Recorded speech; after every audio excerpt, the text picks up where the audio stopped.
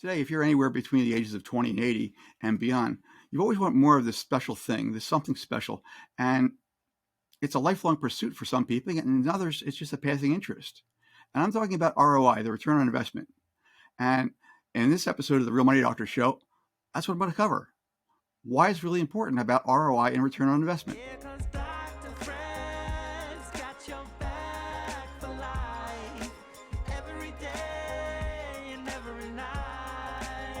So if you're between 20 and 80, what are we actually looking for? Okay, what do you really want more of? It's ROI, return on investment. And this is why this is really critically important. You can only work for so many hours a day, and you can only make so much money. And you can even save less of that after routine expenses.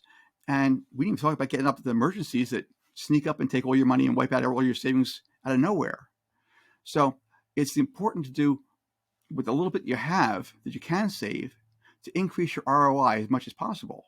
And you need your money making money for you.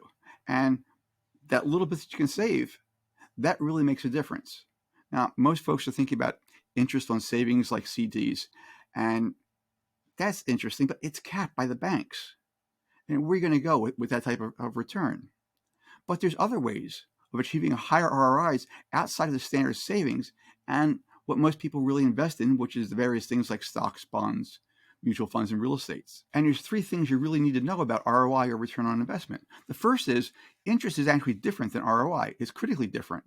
The second is that you're used to seeing a certain amount of interest, and that's what you see on a routine basis.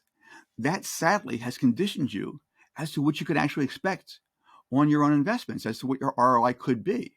And you think that's normal at this point in time. Now, what most folks don't understand is that ROI is actually reasonably controllable. You can actually control what you do with it, depending on where you're looking at and what you're doing. Now, the first thing you need to know about ROI is that interest is definitely different. Interest is a fixed number generally. It's something that somebody's paying you, okay? And the flip side is that sometimes you're paying them, okay? And that makes a big difference. Most people understand interest on savings accounts, and CDs, they get a percent or so. But ROI is considerably different than that. It's a special relationship to an investment. You buy this thing, whatever this thing happens to be, and you get your money back plus some extra. Well, that plus some extra is your ROI, or return on the investment. And the more of that you get, the happier you are. Now, ROI isn't necessarily interest. It could be, but generally it's more of a variable number. And the two misconceptions here that are really critical is that people don't understand, ROI, because they're really used to the concept of interest, and they're stuck with that one thing. And the second thing is they don't understand they need a good ROI, not at one point in time, but over a period of time. A one-shot deal at a good ROI is not really going to do anything for you. And you'll see this when people chase mutual funds. Last year it did 18%. Well, that was lovely. Okay. This year, if it's doing 6 or 8, it's a lot. So you need a good ROI over an extended period of time. Now, the second thing you need to know is that what you're used to seeing in regards to interest and ROI is the difference between what you're getting and paying. And that really affects your expectations as to what you can actually get. Now, savings accounts, routinely, maybe 1%, 2%, CDs, maybe 4% if you're lucky at this point in time. And mutual funds, 8, 10, maybe 12% over a 30-40-year period. And that's what you're getting. However, there's a flip side of that. The flip side is that you pay interest all the time. You're paying on your mortgage right now, somewhere between 6 and 7%. It's been as high as 12% at one point in time. And you routinely pay interest on your credit cards between 19 and 30%. Now, why is it that you understand that your credit card is going to charge you 19 to 30% interest, but on your own savings and investment, you're content with 8 or 10%? There's a problem with that, and it doesn't match up. So you have to understand, you can get a much better interest rate or an ROI than what you're paying. You can get the same or better interest rate or ROI that other people are charging you. Now, that brings us to the third thing you need to know about ROI. ROI is 100% controllable by you, depending on where you go, and the things that you do. Now, you have a certain amount of time, and that's fixed. And ROI over time is a critical factor. It really is.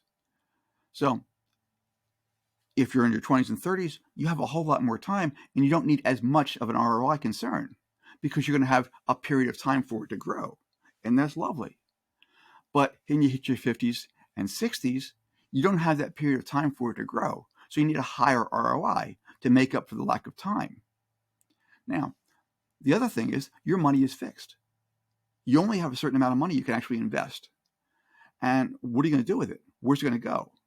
Now, you get to decide where your money goes and for what kind of ROI. Now, the more information you have, the more you can turn that information into actual knowledge about ROI, return on investment, and then decide what actions you're going to take with that new knowledge to determine how much ROI you can actually get. Now, here's the big takeaways in this whole thing. Okay, you can only work for so many hours a day. You can only really make so much money. And if you want to get ahead, your money really needs to make money for you. Interest is actually the lowest form of ROI in relation to what's available, because you've got much more available than what you think. And the biggest problem is you're conditioned by your past experiences as to what you can expect in regards to ROI. You can really control the ROI that you get, substantially increasing what it is, okay, depending on what you've seen in the past. The more information you have about ROI and the types of ROI you can get, you can turn that information into knowledge. And that knowledge will give you different alternatives as to what you can actually do about money and how to get that higher ROI. Okay, now we've already discussed a lot on the show so far, and you really know that ROI is controllable. It's controllable by you. You can control how much ROI you actually get. Okay, and it starts with information. And information is readily available. And I've got a site, and we do this a lot, drrousenow.com. And that's lovely. You can go there and get some more information. But you have to turn the information into actual knowledge, and then knowledge into action. Because again, you only have so much time. And all the information in the world, all the knowledge in the world doesn't do you any good until you take some action with that information for your own benefit or for the benefit of others. And that's why I do this show, for the benefit of others. Okay, if I can help you get the ROI that can get you retired next 3 to 5 years, I'm happy to do that. And if you want real world examples of how this actually works, how you can get that information, turning it into knowledge and then actual action, go to drrousenow.com. A short video there will walk you through things.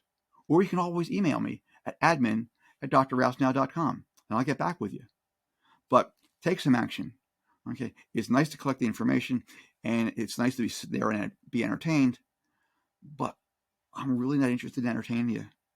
I really want to be able to show you how to retire in the next 3 to 5 years. I've done it for other folks, and if you take action, chances are I can help you do it too. If you've got questions that you want answered to, okay, email me at admin@drrousenow.com. We take a look at those questions and we see if we can incorporate those answers into a following show. And again, this show is for you. Okay, I'm glad we can hopefully entertain you. But again, our goal is, how am I going to help you to get, protect, and enjoy your money, your life, and your retirement? So hopefully we'll see you on the next show. And again, keep me posted as to what type of content you want to see, and I'll address it. Thanks now.